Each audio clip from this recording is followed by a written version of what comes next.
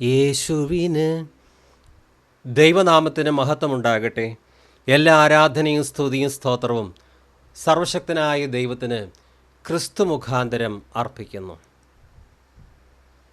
യേശു ക്രിസ്തു പറഞ്ഞു, ലൂക്കോസ് എഴുതിയ സുവിശേഷം 9-ാം അധ്യായം 22 തൊട്ട്, മനുഷ്യപുത്രൻ പലതും സഹിക്കുകയും മൂപ്പന്മാർ, മഹാപുരോഹിതന്മാർ, ശാസ്ത്രികൾ എന്നിവർ അവനെ തള്ളിക്കളഞ്ഞ് കൊല്ലുകയും അവൻ 3-ാം നാൾ ഉയർത്തെഴുന്നേൽക്കുകയും വേണം എന്ന് പറഞ്ഞു. പിന്നെ അവൻ എല്ലാവരോടും പറഞ്ഞത്, എന്നെ അനുഗമിക്കുവാൻ ഒരുത്തൻ ഇച്ഛിച്ചാൽ അവൻ തന്നെത്താൻ നിഷേധിച്ച് നാൾ തോറും തൻ്റെ ക്രൂശ് എടുത്തും കൊണ്ട് എന്നെ അനുഗമിക്കട്ടെ. യേശുക്രിസ്തു ധാരാളം അത്ഭുതങ്ങൾ ചെയ്തു. അതുകൊണ്ട് തന്നെ ധാരാളം ആളുകൾ യേശുവിനെ അനുഗമിച്ചു. ദൈവത്തിൻ്റെ പുത്രനാണ് ക്രിസ്തു. അക്കാര്യം ജനങ്ങൾ വിശ്വസിക്കുവാൻ അത്ഭുതങ്ങളും അടയാളങ്ങളും ചെയ്തു. എന്നാൽ ക്രിസ്തു ഈ ഭൂമിയിൽ വന്നതിനൊരു ഉദ്ദേശം ഉണ്ടായിരുന്നു. ക്രൂശിൽ തൻ്റെ പരിശുദ്ധ ശരീരം ബലിയായി സമർപ്പിക്കണം. എന്നാൽ മാത്രമേ മാനവവർഗത്തിന് പാപക്ഷമ, ആത്മരക്ഷ, നിത്യജീവൻ ഇവ ലഭിക്കുകയുള്ളൂ. പിതാവായ ദൈവത്തിൽ നിന്ന് പാപമുഖാന്തരം അകന്നുപോയ മനുഷ്യവർഗത്തെ ദൈവത്തോട് രമ്യതപ്പെടുത്തുവാൻ ദൈവത്തിനും മനുഷ്യർക്കും ഇടയിൽ മധ്യസ്ഥനായ യേശുക്രിസ്തു ക്രൂശിൽ മരിക്കണം.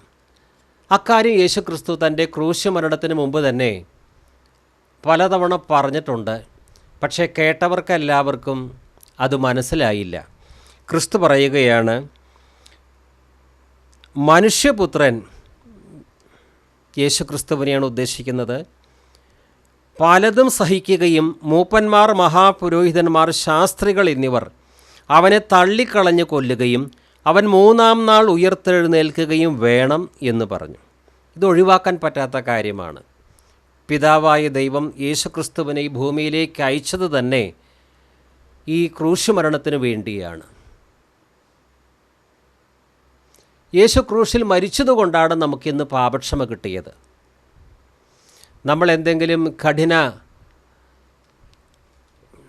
പരീക്ഷണങ്ങൾ,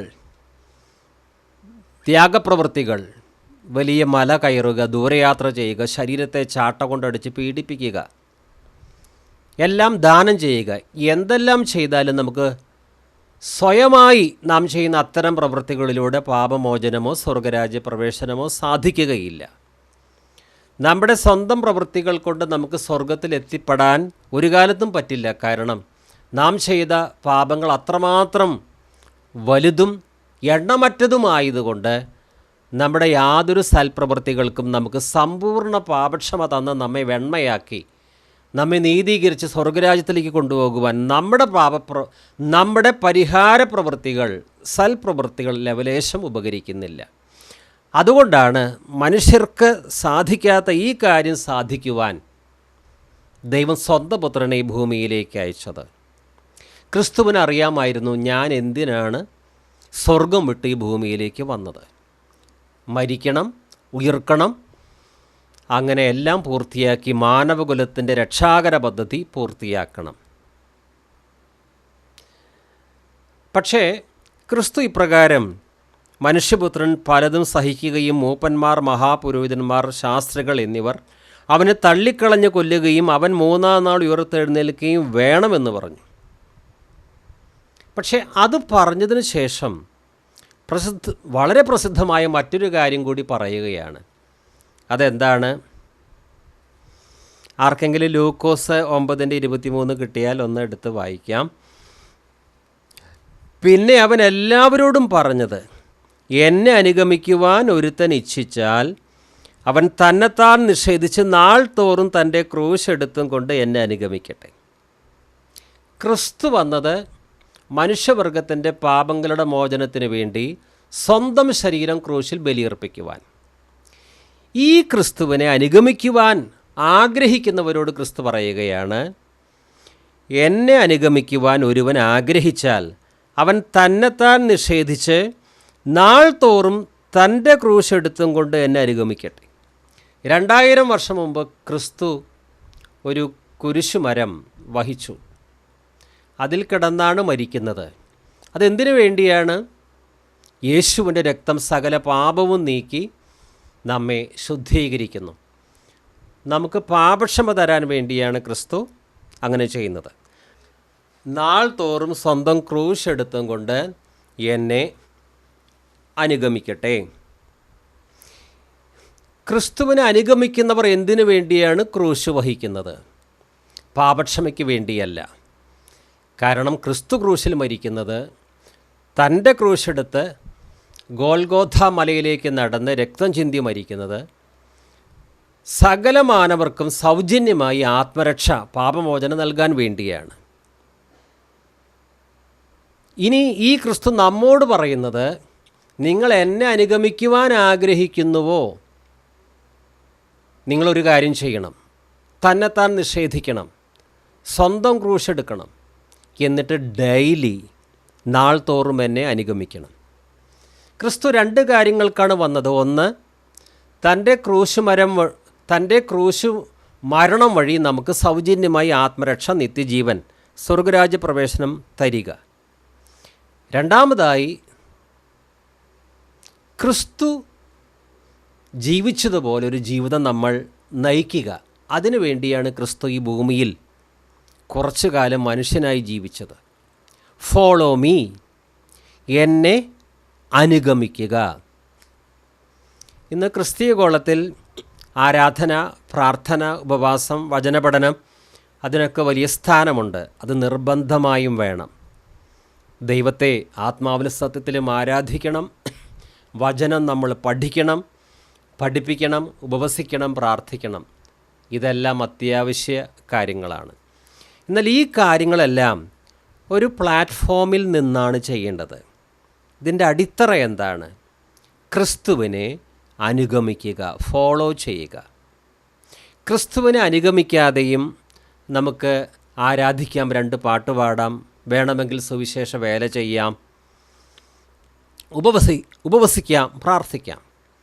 ക്രിസ്തുവിനെ അനുഗമിക്കാതെ നേരത്തെ പറഞ്ഞ കാര്യങ്ങൾ അവ ചെയ്യേണ്ടത് തന്നെയാണ് ആരാധനയും പ്രാർത്ഥനയും. ക്രിസ്തുവിനെ അനുഗമിക്കാതെ നേരത്തെ പറഞ്ഞ കാര്യങ്ങൾ ചെയ്താൽ നമ്മൾ പരീശന്മാരെ പോലെയാകും. അവരും ഉപവസിച്ചിരുന്നു, പ്രാർത്ഥിച്ചിരുന്നു, വചനം പഠിച്ചിരുന്നു, പഠിപ്പിച്ചിരുന്നു. പക്ഷേ ക്രിസ്തുവിൻ്റെ ദിവ്യ സ്വഭാവം അവരിൽ കണ്ടില്ല. യേശു ക്ഷമിക്കുന്നവനും സഹിക്കുന്നവനും കരുണ കാണിക്കുന്നവനും ജനക്കൂട്ടത്തെ കാണുമ്പോൾ മനസ്സലിയുന്നവനും ആണ്. ശത്രുവിനെ സ്നേഹിക്കുന്നവനാണ്. മനുഷ്യരെ നശിപ്പിക്കാനല്ല, രക്ഷിക്കാനാണ് വന്നത്. സ്നേഹിച്ച് സ്വന്തം ജീവൻ നൽകിയവനാണ് യേശു.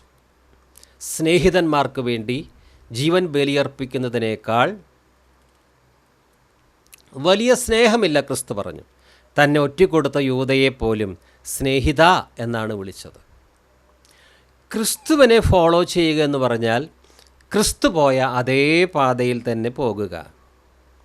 അപ്പോൾ നമ്മൾ ക്രിസ്തുവിനോട് അനുരൂപരായി ജീവിക്കും. ക്രിസ്തു പോയ അതേ പാതയിൽ പോയി ക്രിസ്തുവിനോട് അനുരൂപമായി ജീവിക്കുമ്പോഴാണ് നമ്മൾ യഥാർത്ഥത്തിൽ സത്യക്രിസ്ത്യാനിയാകുന്നത്. അന്ത്യോക്യയിൽ വെച്ചാണ് ക്രിസ്തു ശിഷ്യരെ ആദ്യമായി ക്രിസ്ത്യാനി എന്ന പേര് മറ്റുള്ളവർ വിളിക്കാൻ തുടങ്ങിയത്. ക്രിസ്തുവിനെ അനുഗമിക്കുന്നവൻ.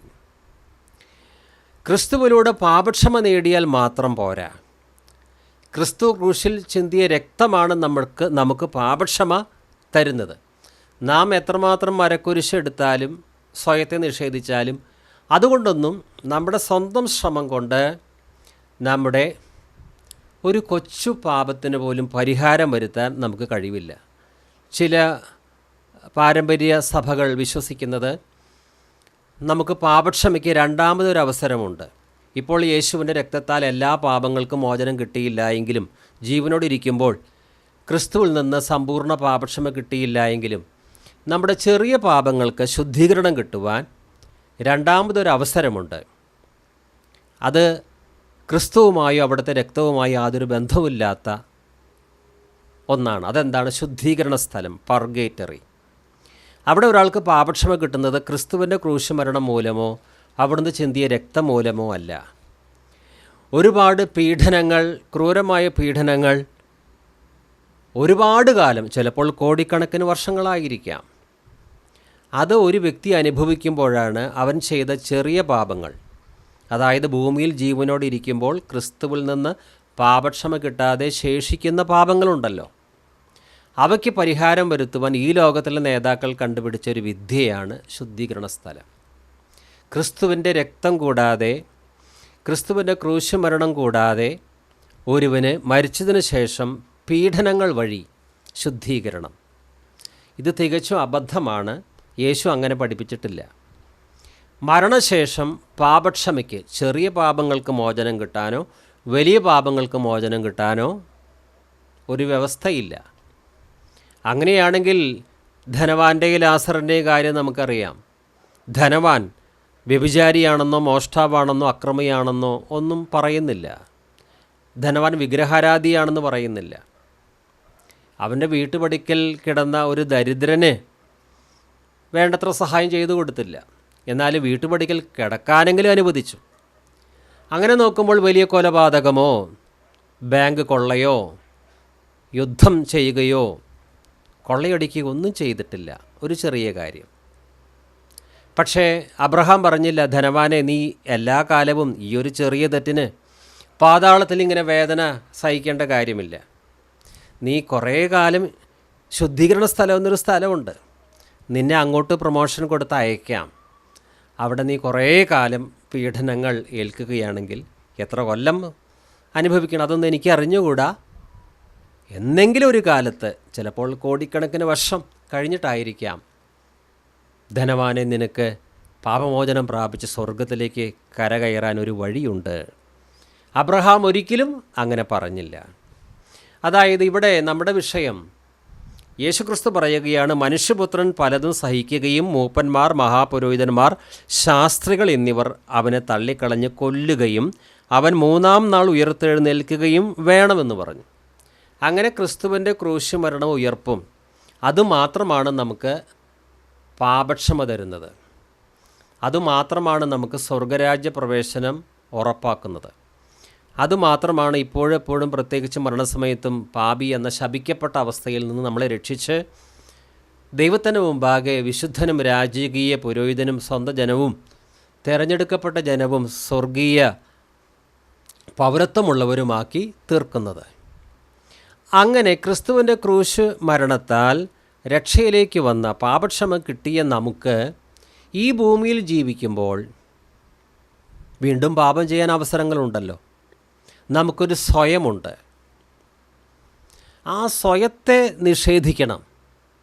ക്രിസ്തുവിൽ നിന്ന് പാപക്ഷമ പ്രാപിച്ച ഓരോരുത്തരും ഇനി സ്വന്തം ക്രൂശ് എടുക്കുന്നത് നമ്മുടെ പാപക്ഷമയ്ക്ക് വേണ്ടിയല്ല, പാപമോചനത്തിന് വേണ്ടിയല്ല. പിന്നെയോ പാപത്തെയും സ്വയത്തെയും കീഴടക്കി രക്ഷിക്കപ്പെട്ട പാപക്ഷമ കിട്ടിയ ഒരു വ്യക്തി ഓരോ ദിവസവും മുന്നേറണം. യേശുവിൻ്റെ രക്തമാണ് നമുക്ക് പാപക്ഷമ തന്നത്. അപ്രകാരം ക്രിസ്തുവിലൂടെ പാപക്ഷമ കിട്ടിയ നാം ഇനി വക്രതയും വഴിപിഴച്ചതുമായ ഒരു തലമുറയുടെ നടുവിലാണ് ജീവിക്കുന്നത്. ലോകത്തോട് അനുരൂപമാകാതെ ക്രിസ്തുവിനോട് അനുരൂപമായി തന്നെ ജീവിക്കണം.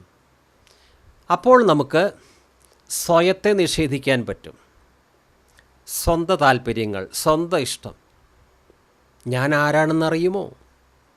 എന്നെ അവൻ അപമാനിച്ചു, എന്നെ അവൻ നിന്ദിച്ചു, ഞാൻ ആരാണെന്ന് അവന് കാണിച്ച് കൊടുക്കും. എൻ്റെ കൈയുടെ ബലം ഇതാ ഞാൻ കാണിച്ചു കൊടുക്കും. അയ്യോ, ഞാനൊരു സാധുവാണേ, എന്നെ ഇങ്ങനെ പറഞ്ഞല്ലോ, ഇനി ഞാൻ ഉറങ്ങില്ല, എന്നെ ഇങ്ങനെ ചെയ്തല്ലോ, ഞാനതോർത്ത് ദുഃഖിച്ച് മരണം വരെ നടക്കും. ഇങ്ങനെയൊക്കെ പറയുന്നത് സ്വയത്തിൻ്റെ വിവിധ പ്രദർശനങ്ങളാണ്. എന്തായാലും ഓരോരുത്തരുടെ സ്വയമാണ്, സ്വന്തം താല്പര്യമാണ് ക്രിസ്തുവിനെ അനുഗമിക്കുവാൻ തടസ്സം. വിജയകരമായ ഒരു ക്രിസ്തീയ ജീവിതത്തിന് തടസ്സമായിരിക്കുന്ന സ്വയമാണ്. അപ്പോൾ ഈ സ്വയത്തെ കൈകാര്യം ചെയ്യുവാൻ മരക്കുരിശല്ല, സ്വന്തം ക്രൂശ്. ജീവിതത്തിൽ നമുക്ക് ക്ഷമിക്കാനും സഹിക്കാനും പൊറുക്കാനുമൊക്കെ അവസരങ്ങൾ കർത്താവ് തരും. ഈ സ്വയം വെറുതെ അങ്ങ് നമ്മിൽ നിന്ന് പോയി ദൈവസ്വഭാവം വെളിപ്പെടുന്നില്ല. പുത്രൻ്റെ സ്വഭാവത്തോട് നമ്മൾ അനുരൂപരാകണം. അതിനു വേണ്ടിയാണ് നമുക്ക് ഈ ഭൂമിയിൽ രക്ഷിക്കപ്പെട്ടതിന് ശേഷം കുറച്ച് കാലങ്ങൾ, മാസങ്ങൾ, വർഷങ്ങൾ ദൈവം അനുവദിക്കുന്നത്. ക്രിസ്തുവിൻ്റെ ദിവ്യ സ്വഭാവത്തോട് അനുരൂപമാകണം. അത് എങ്ങനെ സാധിക്കും? ക്രിസ്തു പറയുകയാണ്, പിന്നെ അവൻ എല്ലാവരോടും പറഞ്ഞത്, ലൂക്കോസ് 9:23, എന്നെ അനുഗമിക്കുവാൻ ഒരുത്തൻ ഇച്ഛിച്ചാൽ അവൻ തന്നെത്താൻ നിഷേധിച്ച് നാൾ തോറും തൻ്റെ ക്രൂശെടുത്തും കൊണ്ട് എന്നെ അനുഗമിക്കട്ടെ. നാൾ തോറും, ഡെയിലി ചെയ്യേണ്ട ഒരു കാര്യമാണ്.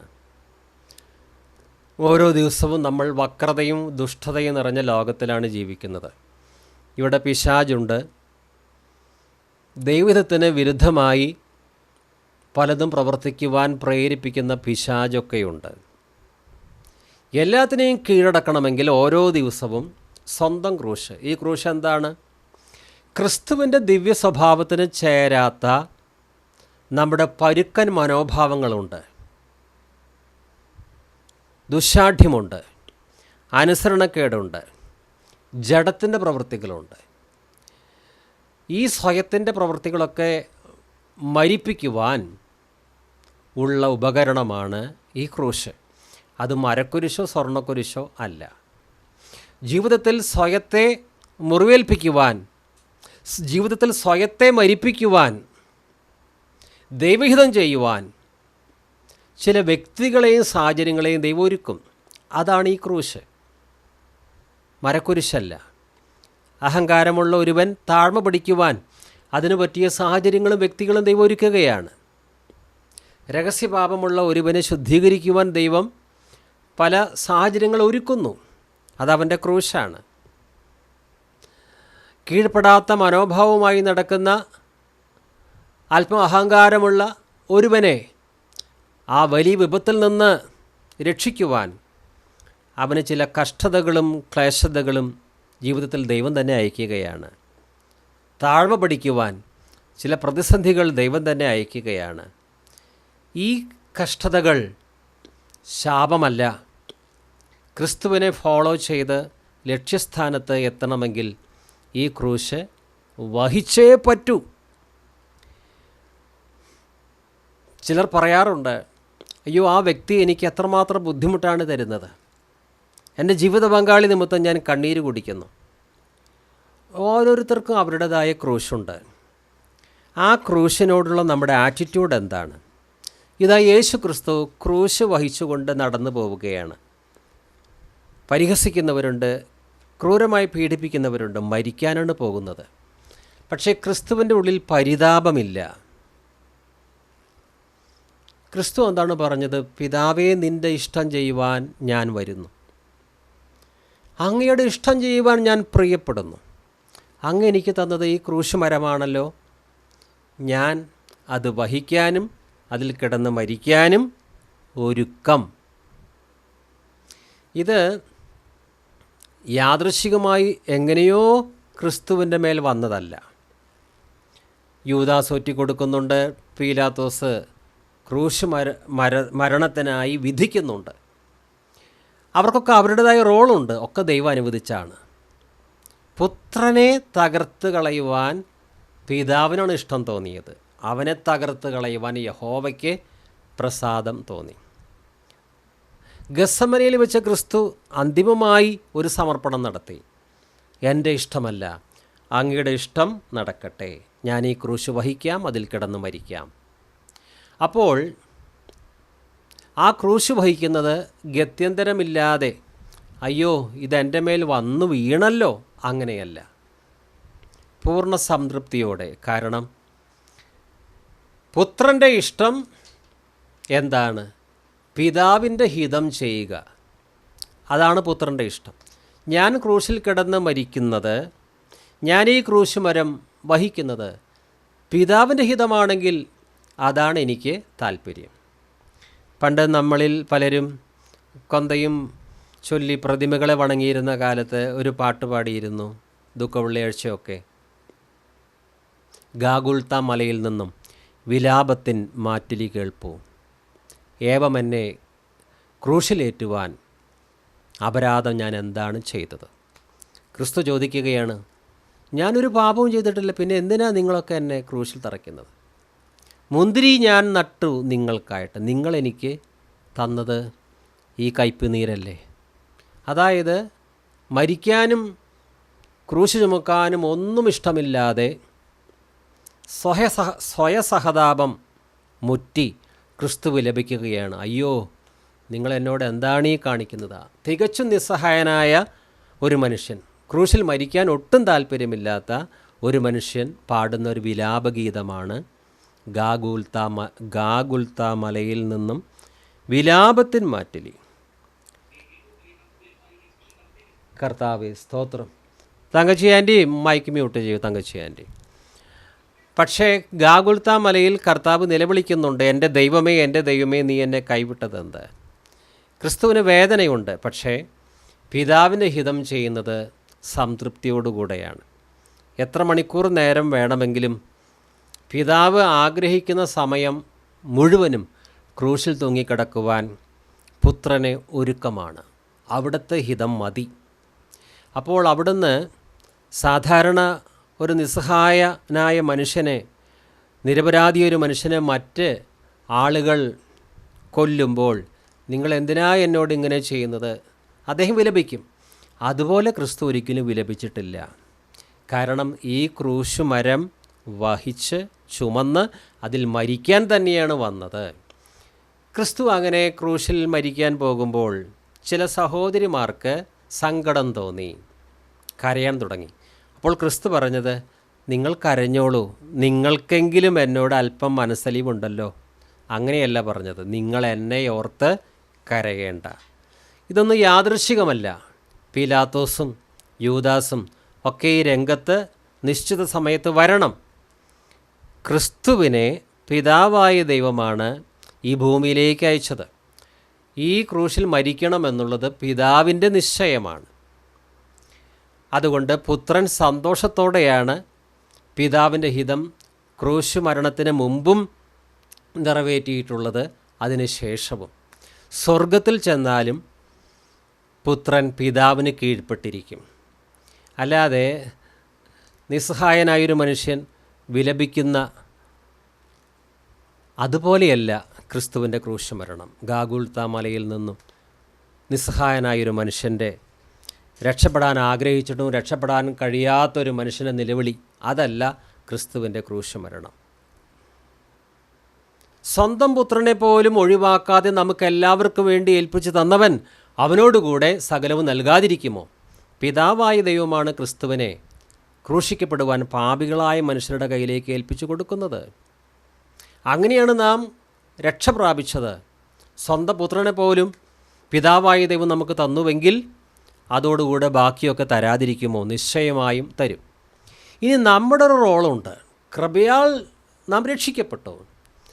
ഇനി നമ്മളെന്താ ചെയ്യേണ്ടത്? പിന്നെ അവൻ എല്ലാവരോടും പറഞ്ഞത്, എന്നെ അനുഗമിക്കുവാൻ ഒരുത്തൻ ഇച്ഛിച്ചാൽ അവൻ തന്നെത്താൻ നിഷേധിച്ച് നാൾ തോറും തൻ്റെ ക്രൂശും എടുത്തും കൊണ്ട് എന്നെ അനുഗമിക്കട്ടെ. ഡെയിലി ഇതുണ്ടാകും. ക്രിസ്തു പറഞ്ഞു, നാശത്തിലേക്ക് നയിക്കുന്ന വാതിൽ വിസ്തൃതമാണ് ആ വഴി, അതിലൂടെ അനേകർ പോകുന്നു, എന്നാൽ ജീവനിലേക്കുള്ള വഴി ഇടുങ്ങിയതാണ്, ഞെരുക്കമുള്ളതാണ്, അത് കണ്ടെത്തുന്നവർ ചുരുക്കം. പ്രാർത്ഥിക്കാൻ വലിയ താല്പര്യമാണ്, കാര്യം നടക്കുമല്ലോ. ആരാധിക്കുമ്പോൾ നല്ല സന്തോഷം, വലിയ ദൈവസാന്നിധ്യത്തിൽ സന്തോഷിക്കാമല്ലോ. ഉപവസിച്ചാൽ ചില പ്രത്യേക കാര്യങ്ങൾ കർത്താവ് അത്ഭുതകരമായി ചെയ്തു തരും, വലിയ സന്തോഷമാണ്. വചനം പഠിക്കുക വലിയ സന്തോഷമാണ്, എല്ലാം ആവശ്യമാണ്. പക്ഷേ സ്വന്തം ക്രൂശെടുത്ത് ക്രിസ്തുവിനെ അനുഗമിക്കാതെ നേരത്തെ പറഞ്ഞ കാര്യങ്ങൾ ചെയ്യുമ്പോൾ നമ്മിൽ ക്രിസ്തുവിൻ്റെ സ്വഭാവം ഉണ്ടാകില്ല, പരീക്ഷ മനോഭാവം ഉണ്ടാകും. അത് വരാതിരിക്കണമെങ്കിൽ ഇന്ന് നമുക്കറിയാം, നന്നായി വചനം പഠിക്കുന്നവരും പഠിപ്പിക്കുന്നവരും നന്നായി ഉപവസിക്കുന്നവരും ചില പ്രത്യേക സമയങ്ങളിൽ കാണിക്കുന്ന ചില പ്രവൃത്തികൾ ഒരിക്കലും ഒരു ക്രിസ്തു ശിഷ്യന് യോജിക്കുന്നതല്ല. പത്രോസ് കാണിച്ചതുപോലെ പരിശുദ്ധാത്മ നിറവ് ലഭിക്കുന്നതിന് മുമ്പ് പത്രോസ് എന്താ ചെയ്തത്? ക്രിസ്തുവിൻ്റെ കൂടെ നടന്നവനാണ് ശരി, ഗുരുവിനെ പിടിക്കാൻ വന്നപ്പോൾ വാളെടുത്ത് വെട്ടുന്നു. ഒരിക്കലും ഒരു ക്രിസ്തു ശിഷ്യൻ ചെയ്യാൻ പാടില്ലാത്ത കാര്യം. കാരണം ക്രിസ്തു ക്രൂശിൽ മരിക്കും എന്നൊക്കെ പറഞ്ഞപ്പോൾ പത്രോസിനത് മനസ്സിലാക്കാൻ പറ്റിയില്ല. നിനക്കത് സംഭവിക്കരുത്, അതാണ് പത്രോസ് പറയുന്നത്. ഇനി ക്രിസ്തു ശിഷ്യരോട് പറയുകയാണ്, നിങ്ങൾ ഓരോരുത്തരും സ്വയത്തെ നിഷേധിച്ച് ക്രൂശെടുക്കണം. അത് ശിഷ്യന്മാർക്ക് എത്രത്തോളം അപ്പോൾ മനസ്സിലായിട്ടുണ്ടാകണം നമുക്കറിഞ്ഞുകൂടാ. പക്ഷെ അവർക്കത് മനസ്സിലായി ക്രിസ്തുവിന് ഉയർപ്പിന് ശേഷം. ഈ പത്രോസും മറ്റ് ശിഷ്യന്മാരും പിന്നെ എത്രമാത്രം പീഡനങ്ങൾ, ഉപദ്രവങ്ങൾ ക്രിസ്തു നിമിത്തം അവർ അനുഭവിച്ചു. ആരെങ്കിലും എന്നെ അനുഗമിക്കുവാൻ ആഗ്രഹിച്ചാൽ അവൻ തന്നെത്താൻ നിഷേധിച്ച് നാൾ തോറും തൻ്റെ ക്രൂശെടുത്തും കൊണ്ട് എന്നെ അനുഗമിക്കട്ടെ. ഇന്ന് ക്രൂശെടുക്കാതെ ക്രിസ്തുവിനെ അനുഗമിക്കാം. Prosperity gospel. യേശുവിൽ വിശ്വസിച്ചാൽ മതി, ഒന്ന് വിശ്വസിച്ചാൽ മതി, നിങ്ങൾക്ക് സമ്പത്ത് ക്രിസ്തു തരും. ഒന്ന് വിശ്വസിച്ചാൽ മതി, നിങ്ങൾക്ക് സമ്പൂർണ്ണ സൗഖ്യം കിട്ടും. ഒന്ന് വിശ്വസിച്ചാൽ മതി, ഏറ്റവും നല്ല വീട്, ജീവിത വിജയം. ഒന്ന് വിശ്വസിച്ചാൽ മതി. Decree and possess, claim and possess. പ്രഖ്യാപിക്കുക, ഏറ്റെടുക്കുക, സ്വന്തമാക്കുക. യേശുവിൻ്റെ നാമത്തിൽ ഇന്നത് വരട്ടെ ഒന്ന് പറഞ്ഞാൽ മതി, നിങ്ങൾക്ക് വലിയ വീടും വലിയ വാഹനങ്ങളും കിട്ടും. സൗന്ദര്യമുള്ള ഭർത്താവിനെ നിങ്ങൾക്ക് സ്വന്തമാക്കണമോ, യേശുവിൻ്റെ നാമത്തിൽ ഉണ്ടാകട്ടെ എന്ന് പറഞ്ഞാൽ മതി. അങ്ങനെ പലതും ഒരു മാജിക് പോലെ പല കാര്യങ്ങൾ. എന്നാൽ യഥാർത്ഥ ക്രിസ്തീയ ജീവിതം എന്താണ്? നമുക്ക് അന്നു വേണ്ട കാര്യം എന്തൊക്കെയാണ് കർത്താവിനറിയാം. നമുക്കിവിടെ ജീവിക്കുവാൻ ഭക്ഷണം വേണം, വസ്ത്രം വേണം, പാർപ്പിടം വേണം, കർത്താവിനറിയാം. ചോദിക്കുന്നതിന് മുമ്പ് തന്നെ നിങ്ങളുടെ ആവശ്യങ്ങൾ നിങ്ങളുടെ സ്വർഗീയ പിതാവ് അറിയുന്നുണ്ട്. പക്ഷേ ക്രിസ്തുവിൽ നിന്ന് പ്രാർത്ഥിച്ച അനുഗ്രഹം കിട്ടുന്നത് പോലെയല്ല ക്രിസ്തുവിനെ അനുഗമിക്കുന്നത്. പ്രാർത്ഥിച്ച എത്ര അനുഗ്രഹം കിട്ടിയാലും നമ്മുടെ സ്വയത്തിന് മരണം വരണമെന്നില്ല. അത് സ്വന്തം ക്രൂശെടുത്ത് അനുഗമിക്കണം. ചിലപ്പോൾ ഒരു വിശ്വാസിനിയായ സഹോദരി കല്യാണം കഴിച്ചു, ഭർത്താവിൻ്റെ വീട്ടിൽ പോയപ്പോൾ വളരെ ബുദ്ധിമുട്ടിക്കുന്ന അമ്മായിയമ്മ, പാരമ്പര്യ ക്രിസ്തീയ സഭയിൽ പോകുന്ന അമ്മായിയമ്മ, മരുമകളാണെങ്കിൽ സ്നാനപ്പെട്ട് ആത്മാവിലും സത്യത്തിലും ആരാധിക്കുന്ന സഭയിൽ പോകുന്ന മരുമകൾ. വീട്ടിലൊരു പൊറുതിയും അമ്മായിയമ്മ മരുമകൾക്ക് കൊടുക്കുന്നില്ല. മരുമകൾക്കാകെ അസ്വസ്ഥത. പക്ഷേ ഈ വചനം നമ്മൾ മനസ്സിലാക്കിയാൽ അവിടെ അസ്വസ്ഥതയല്ല. എൻ്റെ സ്വയത്തെ നിഷേധിക്കുവാൻ കർത്താവെ ഈ അമ്മായിയമ്മയെ അങ്ങ് മുൻകൂട്ടി എനിക്കായി ഒരുക്കിയിരിക്കുന്നു, ഞാൻ പിറുപിറുക്കുകയില്ല. എൻ്റെ ജീവിതത്തിൽ ഇനിയും എനിക്ക് താഴ്മയും വിനയവും സ്വയത്തിൻ്റെ മരണവും ഒക്കെ നടക്കാനുണ്ട്. അത് നടക്കണമെങ്കിൽ ഈ രീതിയിൽ പരുക്കൻ മട്ടിൽ പ്രവർത്തിക്കുന്ന അമ്മായിയമ്മ തന്നെ വേണം.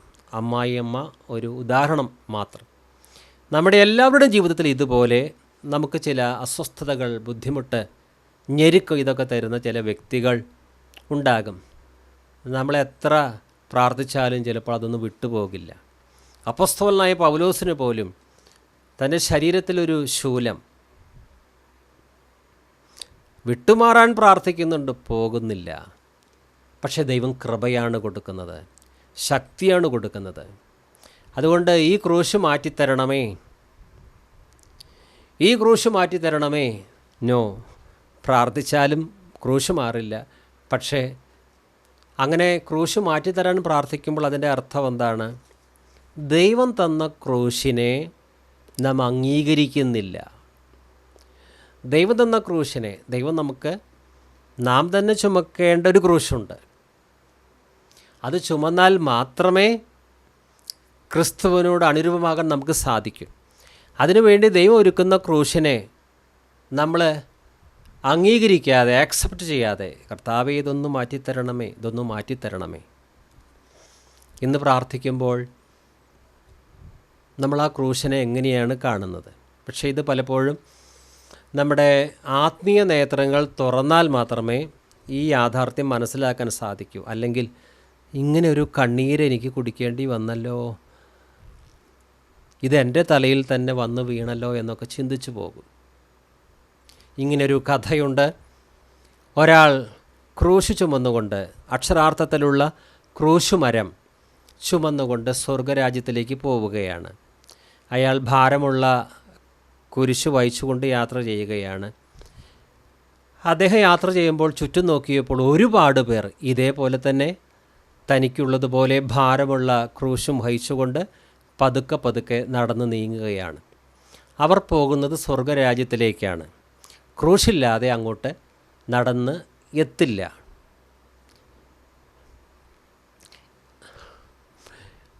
എന്നാൽ ഈ മനുഷ്യൻ ചിന്തിച്ചു, കണ്ടോ, എല്ലാവരും വലിയ ഭാരമുള്ള ക്രൂശ് ചുമക്കുന്നു, എനിക്കും അതുപോലെ ഭാരമുള്ള ക്രൂശ്. ഇതിൻ്റെ ഭാരമൊന്ന് കുറയ്ക്കുകയാണെങ്കിൽ എത്ര നന്നായിരിക്കും. അദ്ദേഹം ഒരു കത്തിയെടുത്ത് ആ ക്രൂശ് മരത്തിൻ്റെ വാല് ഏകദേശം 1/2 മീറ്ററോളം ചെത്തിക്കളഞ്ഞു. ഇപ്പോൾ ഭാരം വല്ലാതെ കുറഞ്ഞു. അദ്ദേഹത്തിന് സന്തോഷമായി. ആ നീളമുള്ള കുരിശ് എത്രമാത്രം എന്നെ ബുദ്ധിമുട്ടിച്ചു, വല്ലാത്ത ഭാരം, ഞാനത് മുറിച്ചു. ഇപ്പോൾ ഭാരം വല്ലാതെ കുറഞ്ഞു. എല്ലാവരും നടന്നു നീങ്ങുകയാണ്. ആരും തന്നെ അവരുടെ ക്രൂശ് വെട്ടിമുറിച്ചിട്ടില്ല. ഒരാൾ മാത്രമാണ് ഭാരം കുറയ്ക്കാൻ വേണ്ടി അങ്ങനെ ചെയ്തിരിക്കുന്നത്. അങ്ങനെ നടന്ന് അവർ സ്വർഗത്തിലേക്ക് എത്താറായി. പക്ഷെ എത്തുന്നതിന് മുമ്പ് ഒരു കിടങ്ങുണ്ട്. ആ കിടങ്ങ് കടന്നാൽ മാത്രമേ സ്വർഗത്തിലേക്ക് എത്തുകയുള്ളൂ. എല്ലാവരും അവരുടെ തോളിലിരിക്കുന്ന ക്രൂശ് ആ കിടങ്ങിന് വിലങ്ങനെ വെച്ചു. അക്കരയ്ക്ക് കടന്നു. ഇദ്ദേഹവും തൻ്റെ തോളിലുണ്ടായിരുന്ന ക്രൂശ് എടുത്ത് ആ കിടങ്ങിൽ വയ്ക്കാൻ ശ്രമിച്ചു. ഒരു പാലം ഉണ്ടാക്കി അപ്പുറത്തേക്ക് കടക്കണം, ക്രൂശ് എന്ന പാലം. പക്ഷേ 1/2 മീറ്റർ നീളം കുറവാണ്. ആ 1/2 മീറ്റർ കൂടി ഉണ്ടായിരുന്നാൽ മാത്രമേ രണ്ടറ്റവും കൂട്ടിമുട്ടി ക്രൂശ് ഒരു പാലമായി അക്കരയ്ക്ക് പോകാൻ സാധിക്കൂ. ഇദ്ദേഹത്തിന് വലിയ സങ്കടം തോന്നി. ഞാൻ ആ ക്രൂശ് മരത്തിൻ്റെ വാൽഭാഗം 1/2 മീറ്റർ മുറിച്ച് കളയേണ്ട ആവശ്യമുണ്ടായിരുന്നില്ല. അതുണ്ടായിരുന്നെങ്കിൽ എത്ര എളുപ്പം എനിക്ക് മറുകരെ കടക്കാമായിരുന്നു. അദ്ദേഹം കരഞ്ഞു, വിലപിച്ചു. അദ്ദേഹം ക്രൂശ് വഹിച്ചു, ശരിയാണ്, കുറച്ച് ഭാരമൊക്കെ അദ്ദേഹം ചുമന്നു, ശരിയാണ്. പക്ഷേ വല്ല ഫലവും ഉണ്ടായോ? ലക്ഷ്യസ്ഥാനത്ത് എത്തിയില്ല. അതുകൊണ്ട് ദൈവം തരുന്ന ചില ക്രൂശുകൾ, നമ്മുടെ സ്വയത്തിൻ്റെ നിഷേധത്തിനായി ദൈവം തരുന്ന ചില ക്രൂശുകൾ നമ്മൾ മുറിക്കരുത്. ചിലപ്പോൾ ഒരു ഭാര്യ സഹോദരി ഭർത്താവിൻ്റെ വീട്ടിലേക്ക് വന്നു. അവിടെ ചില ബുദ്ധിമുട്ടുകളൊക്കെ ഉണ്ട്. വിശ്വാസിനിയായ സഹോദരിയുടെ കാര്യം പറയുന്നത്. അവൾക്ക് തോന്നി, അയ്യോ, ഈ കുടുംബത്തിൽ ഞങ്ങൾക്ക് സ്വസ്ഥതയില്ല. ഭർത്താവിനോട് പറഞ്ഞു, ഒരു നിമിഷം ഞാനിവിടെ നിൽക്കില്ല, നമുക്ക് വാടകയ്ക്ക് പോകാം. പക്ഷേ അവിടെ കുറച്ചു കാലം നിന്ന് ആ വീട്ടുകാരുടെ ചില പ്രയാസങ്ങളൊക്കെ അനുഭവിച്ചിരുന്നുവെങ്കിൽ ആ സഹോദരിക്ക് കുറെ കൂടി താഴ്മയും സൗമ്യതയും ലഭിക്കുമായിരുന്നു. അതിനു വേണ്ടിയാണ് അങ്ങനെ ഒരു വീട് ദൈവം അവൾക്ക് വേണ്ടി ഒരുക്കിയത്. പക്ഷെ അവൾക്കത് മനസ്സിലായില്ല. അവൾ വിചാരിച്ചത് ഈ ക്രൂശിൻ്റെ നീളം 1/2 മീറ്റർ ഒന്ന് മുറിച്ച് കളയാം. അവൾ മുറിച്ച് കളഞ്ഞു. പക്ഷേ ഒടുവിലുണ്ടാകാനിരിക്കുന്ന പ്രയാസം എന്താണെന്ന് അവൾ അറിയുന്നില്ല. പ്രിയമുള്ളവരെ, ഇവിടെ ക്രിസ്തു നമ്മോട് പറഞ്ഞത് നീളം കുറയ്ക്കാനല്ല. പിന്നെ അവൻ എല്ലാവരോടും പറഞ്ഞത്, എന്നെ അനുഗമിക്കുവാൻ ഒരുത്തൻ ഇച്ഛിച്ചാൽ അവൻ തന്നെത്താൻ നിഷേധിച്ച് നാൾ തോറും തൻ്റെ ക്രൂശ് എടുത്തും കൊണ്ട് എന്നെ അനുഗമിക്കട്ടെ. ഇനി നമുക്കൊരല്പസമയം, ഒരു 5 മിനിറ്റ് സമയം കർത്താവിനെ സ്തുതിക്കാം, ആരാധിക്കാം. അതിനുശേഷം വീണ്ടും വചനധ്യാനത്തിലേക്ക് വരാം. സ്നേഹവാനായ കർത്താവെ, ഞങ്ങൾ നന്ദിയോടെ സ്തുതിക്കുന്നു. കുരിശിൻ്റെ പാതയിൽ എന്നെ നേടുന്ന സന്തോഷമോർത്തതാൽ നിന്ദകൾ സഹിച്ചു മരിച്ച നാഥനെ ധ്യാനിച്ചും മാനിച്ചും സേവിച്ചും പോകയിൽ ക്ഷീണമെന്തെന്നറിയില്ല ഞാൻ. ധ്യാനിച്ചും മാനിച്ചും സേവിച്ചും പോകയിൽ ക്ഷീണമെന്തെന്നറിയില്ല ഞാൻ. ലോകമേതും യോഗ്യം അല്ലെനിക്കതാൽ ശോകമില്ല ഭാഗ്യം ഉണ്ട് ക്രിസ്തുവിൽ. നാഥന് മുൾമുടി നൽകിയ ലോകമേ, നീ തരും പേരെനിക്കെന്തിനായി. നാഥന് മുൾമുടി നൽകിയ ലോകമേ, നീ തരും പേരെനിക്കെന്തിനായി. സിയോൻ സഞ്ചാരി ഞാൻ, യേശുവിൽ ചാരി ഞാൻ പോകുന്നു കുരിശിൻ്റെ പാതയിൽ. പിന്നെ അവൻ എല്ലാവരോടും പറഞ്ഞത്, എന്നെ അനുഗമിക്കുവാൻ ഒരുത്തൻ ഇച്ഛിച്ചാൽ അവൻ തന്നെത്താൻ നിഷേധിച്ച് നാൾ തോറും തൻ്റെ ക്രൂശെടുത്തും കൊണ്ട് എന്നെ അനുഗമിക്കട്ടെ. ഈ ക്രൂശെടുത്ത് അനുഗമിക്കുക ഇത്രമാത്രം ബുദ്ധിമുട്ടാണോ? ഈ ക്രൂശിൻ്റെ ഭാരം സഹിക്കാൻ പറ്റാത്തതിലും അധികമാണോ? ഒരിക്കലുമില്ല. ക്രിസ്തു പറഞ്ഞു, അധ്വാനിക്കുകയും ഭാരം വഹിക്കുകയും ചെയ്യുന്ന നിങ്ങളെല്ലാം എൻ്റെ അരികിലേക്ക് വരുവിൻ, ഞാൻ നിങ്ങളെ ആശ്വസിപ്പിക്കും. ഞാൻ സൗമ്യതയും താഴ്മയും ഉള്ളവനാകയാൽ എൻ്റെ നുകം സ്വീകരിച്ചുകൊണ്ട് എന്നിൽ നിന്ന് പഠിക്കുവിൻ. അപ്പോൾ നിങ്ങളുടെ ആത്മാക്കൾക്ക് ആശ്വാസം കണ്ടെത്താൻ സാധിക്കും. എൻ്റെ ചുമട് ലഘുവാണ്, മൃദുവാണ്. ഒരിക്കലും ക്രിസ്തു നമ്മെക്കൊണ്ട് ചുമക്കാൻ പറ്റാത്ത വല്ലാത്തൊരു ക്രൂശ് നമ്മോട് എടുക്കാൻ പറയില്ല. ഫറവോ ഇസ്രായേൽ മക്കൾക്ക് വേണ്ടത്ര മെറ്റീരിയൽസ് നൽകാതെ ഇഷ്ടികയുടെ എണ്ണം കൃത്യമായിട്ടുണ്ടാകണം, കഠിനമായ വേല, ന്യായമായ സാമഗ്രികളൊന്നും കൊടുക്കുന്നില്ല, അടി. അവർ ഊഴിയ വേല നിമിത്തം കരയുകയാണ്.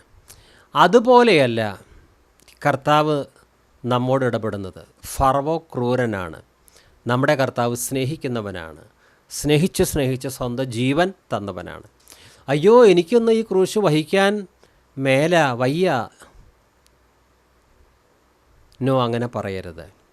കൊരിന്ത്യ ലേഖനം നമ്മോട് പറയുന്നുണ്ട്, മനുഷ്യർക്ക് നടപ്പല്ലാത്ത പരീക്ഷ വരുവാൻ ദൈവം അനുവദിക്കില്ല.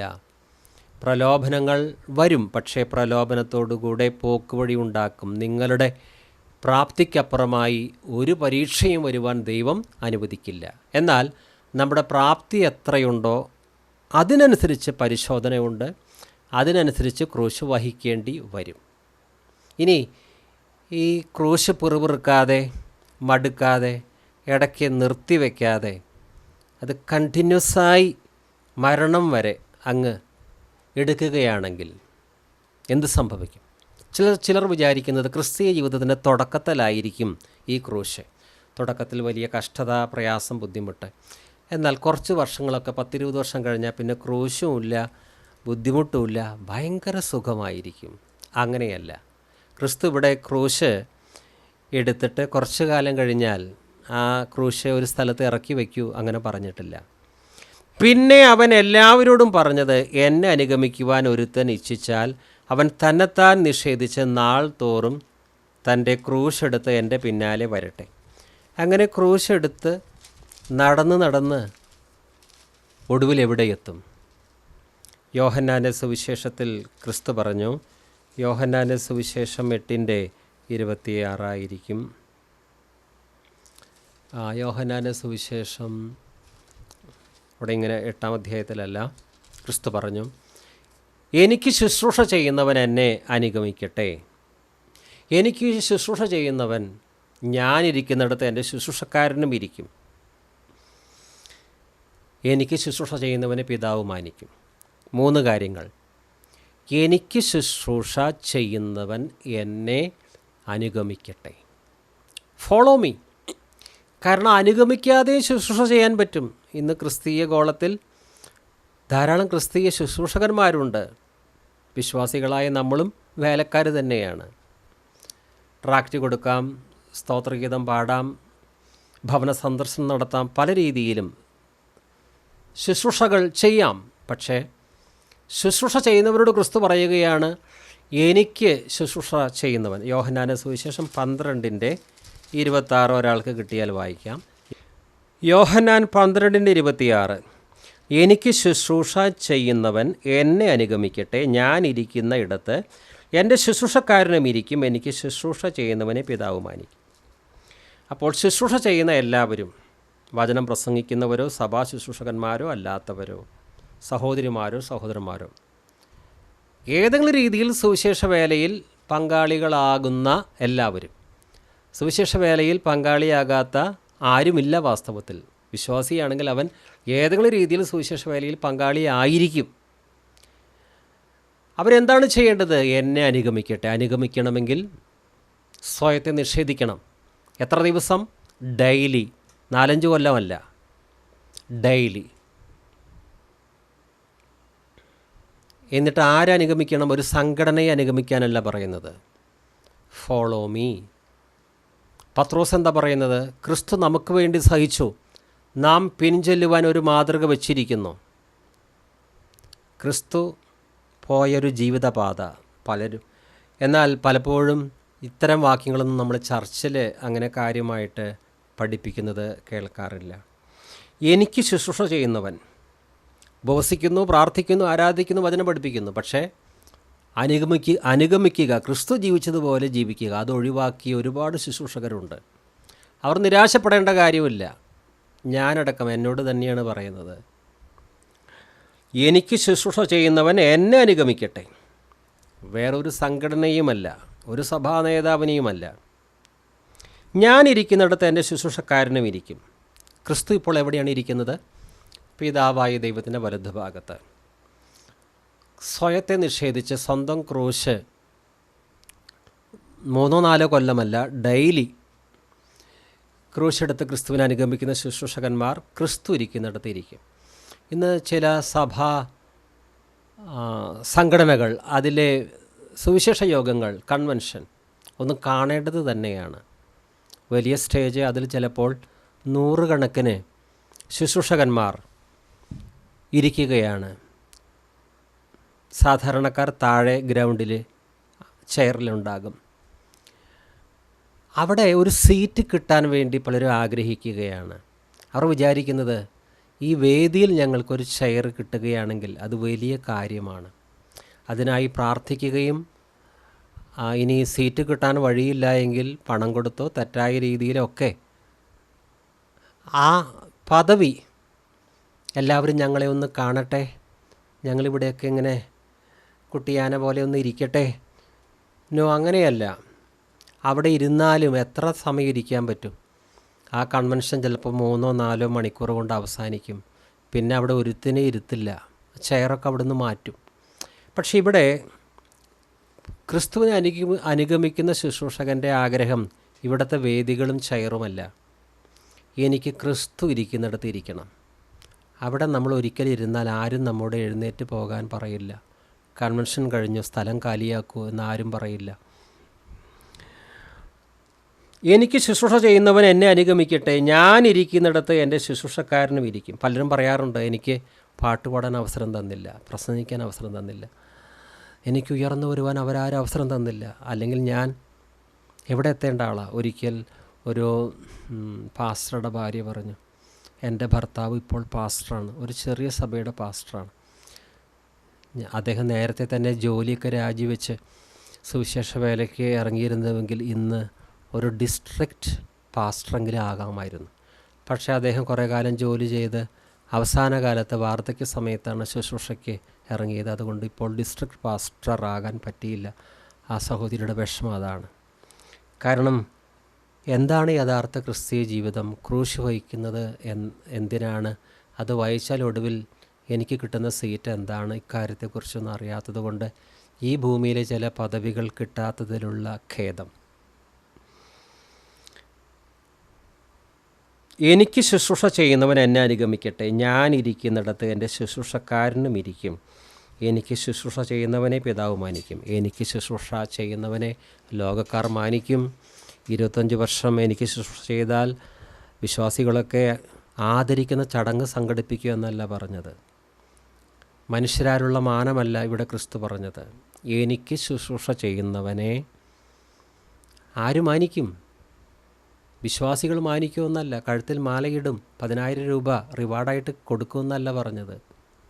പിന്നെയോ, എനിക്ക് ശുശ്രൂഷ ചെയ്യുന്നവനെ പിതാവ് മാനിക്കും.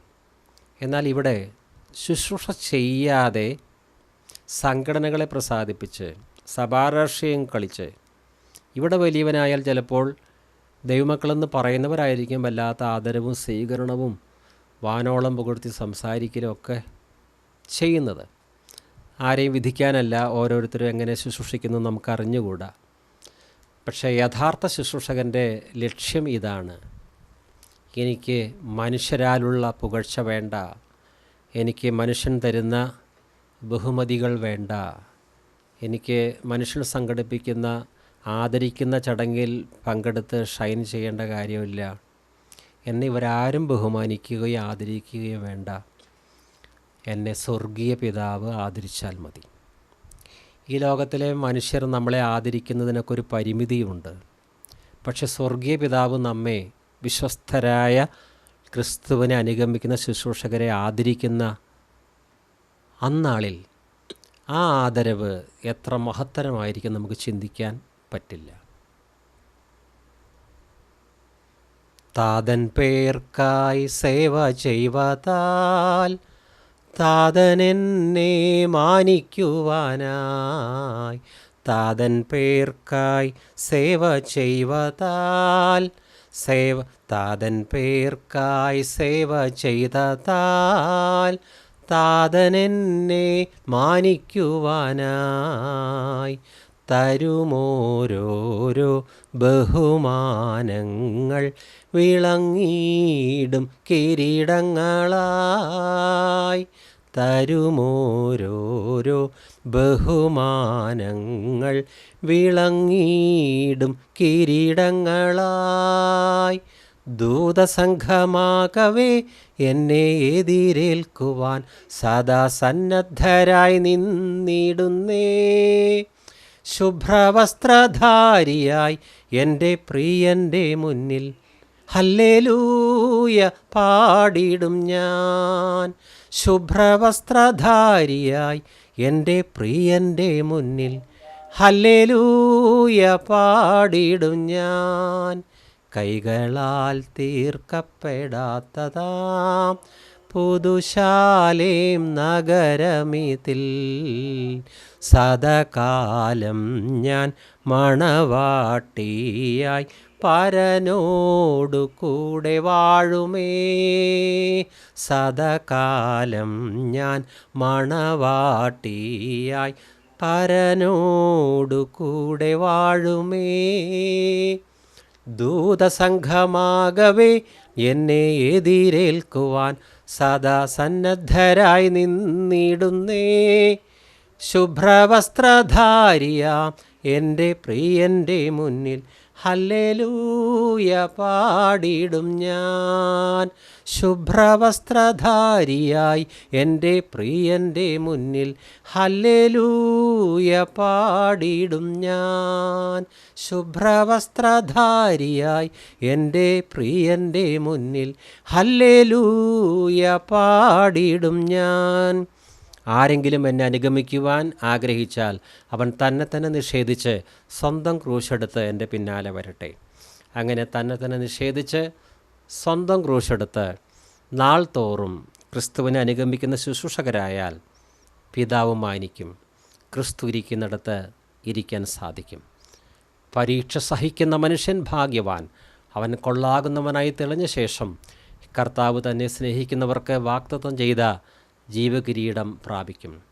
മരണപര്യന്തം വിശ്വസ്തനായിരിക്കുക, എന്നാൽ ജീവകിരീടം നിനക്ക് കിട്ടും.